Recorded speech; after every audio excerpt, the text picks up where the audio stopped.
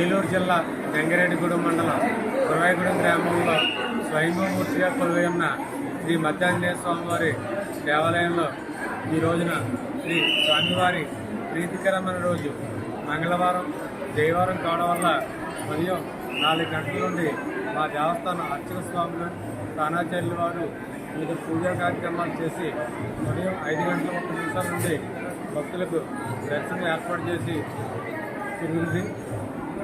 ఈ రోజున స్వామివారి ప్రీతికరమైన రోజు కావున విశేష పుష్పాలంకరణ కూడా చేయడం జరిగింది. భక్తుల సౌకర్యార్థం 2 క్యూ మార్గాలు ఏర్పాటు చేయడం జరిగింది. 1 ఉచిత దర్శనం, 2 గర్భాలయ దర్శనం. భక్తులు ఏది సౌకర్యవంతంగా ఉంటే ఆ క్యూ మార్గం ద్వారా శ్రీ స్వామివారిని దర్శించి అనంతరం ఉదయం నుండి మండపంలో ఉచిత ప్రసాదం కూడా భక్తులకు అందజేయడం జరుగుతుంది.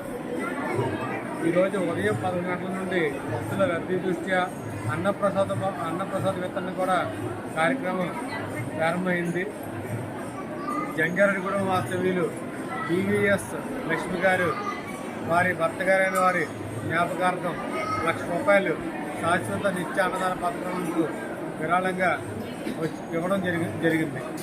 అదేవిధంగా భక్తులు 50 మంది ఈ స్వామివారిని దర్శించి అనంతరం మండపంలో తదనంతరం అన్నప్రసాదం కూడా స్వీకరించున్నారు.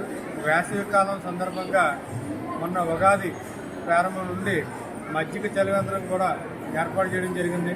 భక్తులు అందరూ కూడా మజ్జిగ కూడా స్వీకరించి అన్నప్రసాదం కూడా స్వీకరించి వెళ్ళి ఎంతో సంతృప్తి వ్యక్తం చేస్తున్నారు. జై శ్రీరామ్, జై హనుమాన్.